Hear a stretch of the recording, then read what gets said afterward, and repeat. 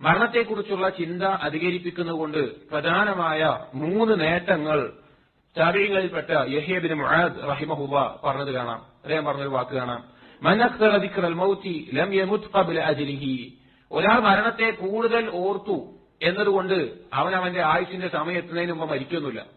അതായത് മരണത്തെ കൂടുതൽ ഓർത്തുകൊണ്ട് പെട്ടെന്ന് മരണം വരുമൊന്നുമില്ല, മരണം അതിന്റെ സമയത്തേനെ വരുള്ളൂ. വയദ്ഖുലു അലൈഹി സലാസു ഖിസാലി മിനൽ ഖൈർ. എന്നാൽ മരണത്തെ ഓർത്താൽ അവനിൽ 3 നന്മകൾ ഉണ്ടാകും. മരണത്തെ ധാരാളമായി ഓർത്തു കഴിഞ്ഞാൽ 3 നന്മകൾ ഉണ്ടാകും. അവ്വലുഹ, അതിൽ ഒന്നാമത്തേത് അൽ മുബാദറത്തു ഇല തൗബ. അവൻ തൗബയിലേക്ക് ധൃതി കാണിക്കും.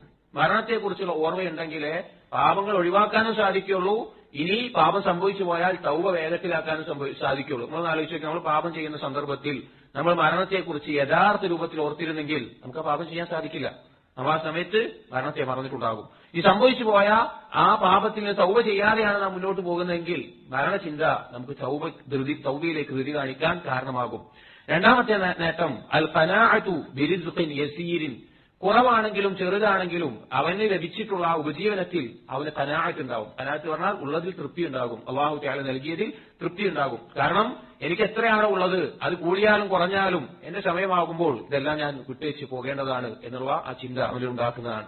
മൂന്നാമത്തെ ഒരു നേട്ടം യഹ്യ ഇബ്നു മുആദ് റഹിമഹുല്ലാഹ് പറയുകയാണ്, അൻ-നശാത് ഫിൽ ഇബാദ.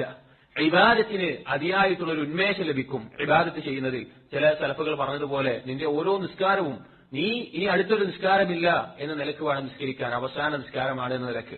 അപ്പോൾ മരണത്തെക്കുറിച്ചുള്ള ചിന്ത അധികരിപ്പിച്ചാൽ ഇബാദത്തുകൾക്ക് ഒരു ഉന്മേഷം ഉണ്ടാകും. ഈ 3 കാര്യങ്ങൾ അവന്റെ നേട്ടമായി ഉണ്ടാകുമെന്ന് യഹ്യ ഇബ്നു മുആദ് റഹിമഹുല്ലാഹ് പറയുകയാണ്.